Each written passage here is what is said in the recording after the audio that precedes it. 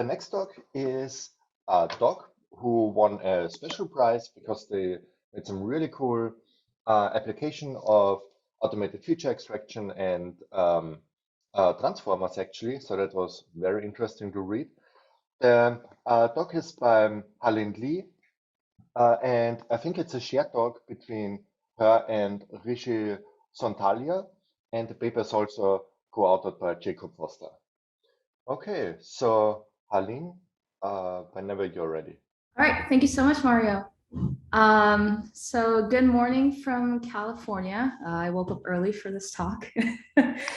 So we're a team from UCLA. My name is Harlin, and this is Rishi. And we also worked with Jacob Foster, who you'll be hearing from later today, I believe. So our approach to science forecast can be summarized as dynamic embedding-based methods. And before we start, I'll give a very, very quick review of what the challenge itself is. So as we all know, the problem is link prediction in a semantic network. So in this graph, we have nodes that correspond to concepts in artificial intelligence or machine learning. And the edges are co-occurrences of these concepts or keywords in scientific papers. And interestingly, these edges have timestamps of days between 1994 and 2017. The challenge itself is given unconnected node pairs in 2017 graph, can we predict the likelihood of an edge forming between that pair in the 2020 graph? So here we have information to exactly two things because we don't have any metadata or indication of which node relates to which concepts. So all we have is the adjacency matrix of the graph and how that adjacency matrix changes over time. To try and exploit the data that we do have, which is in particular how this adjacency matrix changes over time, what we do is we try to have a dynamic embedding, so sort of embedding that evolves over time that shows us how the nodes move. And so in particular, to do this, we extract certain snapshots of our data. And the snapshots that we're interested in is the graph at the end of each year. So we extract a graph at the end of 1994, at the end of 1995, 1996, and so on all the way to 2016. Once we have these snapshot graphs, what we do is we embed this into Euclidean space using node-to-vec. Node-to-vec is this really cool idea by Grover and Laskovic from 2016. What they do is they build this on Word2Vec, which is a method for embedding words into Euclidean space. And to build on Word2Vec, we need the notion of a word and sentences for these graphs. So here a word is just a node. And for sentences, what we do is we do a biased random walk on the graph, which is governed by two parameters, P and Q, where if you go from a node U to node V, then P is sort of how likely you are to go back to where you came from, and Q is how likely you are to visit a node that you've not visited so far. And so based off of this, we can create a whole bunch of different random walks, and these would be our sentences. And then we can just use Word2Vec to embed this into Euclidean space. And the idea here is that if two nodes, words in the Word2Vec model, appear in similar sentences or random walks, then they should be similar or sort of related, and hence should be embedded close by. So once we have these embeddings, so we have one for each year, what we get is a sequence of embeddings for each node. So in particular, for each node in each year, we have a 128-dimensional vector. And so for each node, we have a 23 by 128 matrix, which is time series data for that node. Once we have this, we can then sort of go into each of our two different methods. So the first one was a transformer. And here we have the overall workflow of what the idea was. And so first, what we do is we take our data graph, we create our snapshots, embed this to get our time series data. And then what we do is we take the time series data for any two nodes, and we pass this through a transformer that we have pre-trained. And I will go into the pre-training in just a second. And then once it gets out of the transformer, we pass the new learned features into a classifier that then classifies whether those two nodes should be connected or not connected in the future. All right. So, well, before we can actually train this transformer, what we need to do is we need to align our embeddings. In particular, since each graph was embedded independently, these embeddings could be anywhere in Euclidean space, and they may not be aligned in relation to each other. And so to align the data, we first did this Procrustes alignment, which basically says, given a reference alignment and our new data set, we want to align the new one to the reference by finding the optimal scaling, rotation, and translation. And so the scaling, rotation, translation sort of fix the relative positions of the data points. And so these are rigid motions. And the optimal is defined by the one that minimizes this least squares sort of error. So for us, our reference alignment was our 2016 embedding. And so we took all of our other embeddings and aligned it to the one in 2016. Once we have these aligned embeddings, we can then pre-train our transformer. And so we do a BERT style pre-training. So for BERT, when we have sentences, what the pre-training process is it masks out various words in the sentence, and then the transformer tries to predict the missing words. So similarly for us, what we're going to do is, instead of words, we're going to mask out certain years in our time series for node. And so what that means is we're just going to set that whole vector, so that whole row or column in the matrix, depending on how you look at it, is set to 0. And then we train the transformer, as usual, to learn the identity map, which is to reconstruct these missing nodes. In particular, we zero out 30% of our vectors. And so using this, we can pre-train our transformer. Once we pre-trained our transformer, what we need to do is we need to get rid of the last layer, because if we have the last layer, then we've learned the identity map. And so then we're just feeding in our original data again, and the transformer didn't really do anything. And so we want to get rid of that last layer and then add a classifier on top, which for us would be a deep neural network, and then fine tune the model to learn to predict whether an edge is connected or not. And so in particular, we embedded data up to 2016. And so our training for fine tuning the model was to predict whether an edge is connected or not in 2017. As an aside, as I was making these slides, I noticed a bug in our code where we did not get rid of the last layer, which might have affected our performance. Yeah, so parallel to the transformer-based approach, we had this other approach, which is more focused on feature extraction, that combines pairwise distances between the embedding vectors for dimensionality reduction. And in addition to that, we added like well-established handcrafted link prediction features to increase the accuracy. So first up, let's say we have a given year T. We look at the past 5 years and do the same process that Rishi mentioned before, pushing them through node to vec to get embedding vectors. And for each year and each node pair, we got 2 features derived from the embedding vectors. One was the L2 distance, and second was the cosine similarity.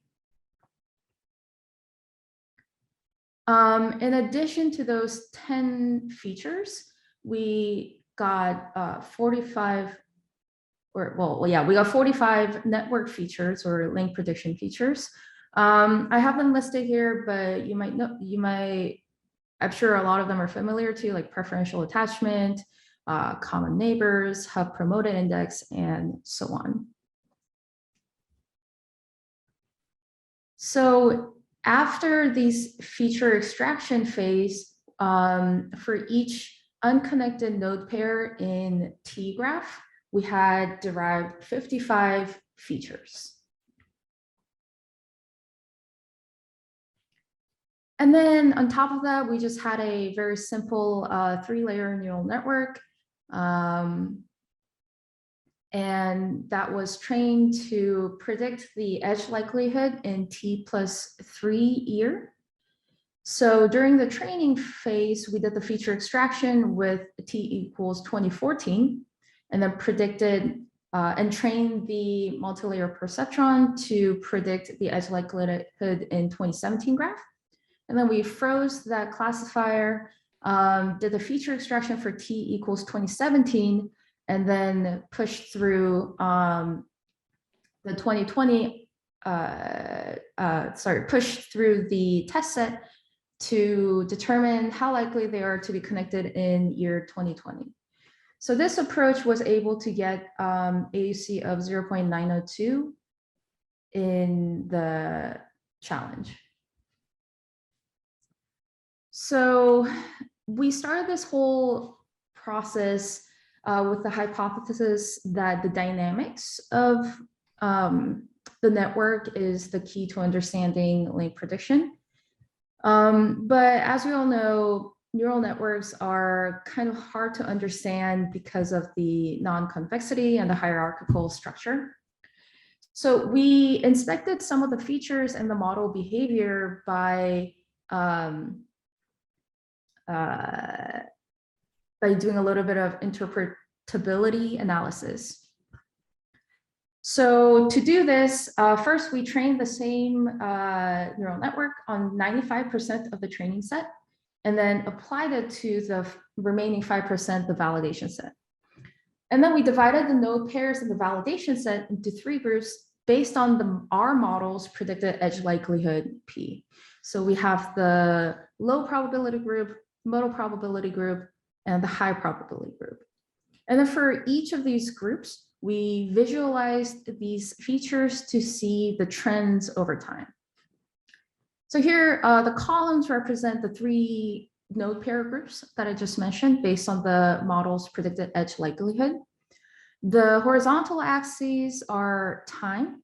The vertical axis is the feature value. We have these graphs for everything, but I'm just showing you the one for the embedding feature, the L2 distance between the embedding vectors. The solid line is the mean value, and the opaque areas are 1 standard deviation away from the mean. So one thing is kind of intuitive. You see a clear downward trend in the high group over time. And that matches our intuition that nodes that are getting closer in the embedding space over time are more likely to form an edge in the future. What is not so intuitive and kind of surprising is that the high group starts off worse than the other groups. So in the high group, we start with high, large distance between the embedding vectors. Whereas if you look at the low group, we start basically like 0 distance, average distance between the vectors. So one possible reason is that nodes that start off close are ideas that people have already tried to connect and failed to do so. Because remember, there is a sampling bias in our node pairs that we are only looking at those that have not been connected by year T. So this persistent failure might be due to conceptual difficulty of the connection or to incompatibility, meaning the ideas are just too similar to be profitably linked. Nodes that started off distance, by contrast, like in this high group here, it may correspond to ideas that people have not tried to connect yet by year T. So as the distance decreases over time, people notice that the concepts should be connected, attempt to connect them, and succeed.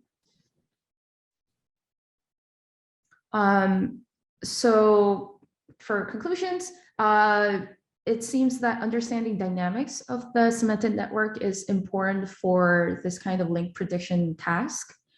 And our conjecture is that increasing the granularity of the snapshots, for example, looking at graphs every month and embedding them instead of every year, we do think that would improve our methods by a lot. So if you're interested in our code and draft of our paper, you can find it at this GitHub link. And thank you very much for your attention. Thank you very much. That was very interesting. Especially like the last part where you try to understand what is going on. And yeah, these are curious results about the high probable vertex pairs. I have a number of questions, especially about the first part on the transformer. So you explained, that's mainly a technical or understanding question. You explained the normal transformer for text works by blinding some words in a sentence, and the transformer should predict what happens. But how does that work here in the graph or in the embedded space? I think you mentioned it, but I couldn't really follow. So here for each node, we have 23 vectors. Of course, one vector for each year. And so instead of sort of blinding out a word, what we do is we zero out one of these vectors. So we sort of lost information as to, like, we have the 1994 vector, we lose the 1995 vector, and then we have the 1996 vector. And then the transformer wants to say, well, where was this in 1995? Oh, okay. Okay, I see. But this is in this is already after the node to back transformation, right? Yes. Yes. Okay. Okay. So other question. What was the AOC that you achieved with the transformer? So we achieved an AOC, if I remember correctly, like 0.75 or 0.77. Okay. But like I also said, we also had this bug where we did not remove Yeah. this output layer. Okay. Okay. Which should be done. So let's say the bug is not the main problem. What would help to get this result higher? Because transformers work so very well for other tasks. Is it the amount of data that already has been mentioned in the first task that it's not enough, or what would be necessary? Do you have any idea? It could be the amount of data. We are also concerned about this Procrustes step where we align the data. And we are wondering whether, since we align it to 2016, this is sort of the alignment where all our nodes are the closest. We might have just, in some sense, squashed the embeddings and might have lost some information there. But that's not too clear to us. And that bug about not removing the output layer is a significant one. Because the whole point of the transformer pre-training is you want to learn a nice feature vector. And if you don't remove the output layer, well, you're just using the nodes again. Well, I'm very curious. Will you try to retrain it? Yeah, I will. If so, yes, like please. I said, we noticed this today. So. Oh, okay. If yes, please definitely send me the result. I'm very curious whether it's significantly improves. Yeah, and can I add? Sure. Yeah, I feel like because the network changed so quickly and so much in the later years, if we could take snapshots more closely during that time, I think transformer might be a lot more efficient and predictive. Yeah. What are your intervals, your snapshots? Because I think the data that we present is actually per day, so you could have a very fine-grained time steps. So what do you use, months or? We only did every year. Okay. Because of the limit in computing resources. Yes. Yeah, so there's a lot more to do in that, yes. Okay. transformation there. Yeah. Yeah. Okay, that's interesting. So there's one question by Pedro Herruso. Thank you, Harlin and Rishi, for the very nice approach. Are you using any positional encoding in the transformer? I might have missed it. Thank you. I think we should be using positional encoding, if I remember correctly, because without the positional encoding, it sort of loses the time series, the sequential aspect of the transformer. Mm-hmm. Okay. Yeah, so when I say a transformer, I mean like the whole thing from like natural language processing, the positional embeddings, the batch norms, everything. Mm-hmm. Okay. I have another question about your last part, about the interpretation of the dynamics. Now that you interpret it, is there a way that you can come up now with some very nice handcrafted dynamic features that you can write down so that you can kind of extract from your interpretation, or is it still too little insight?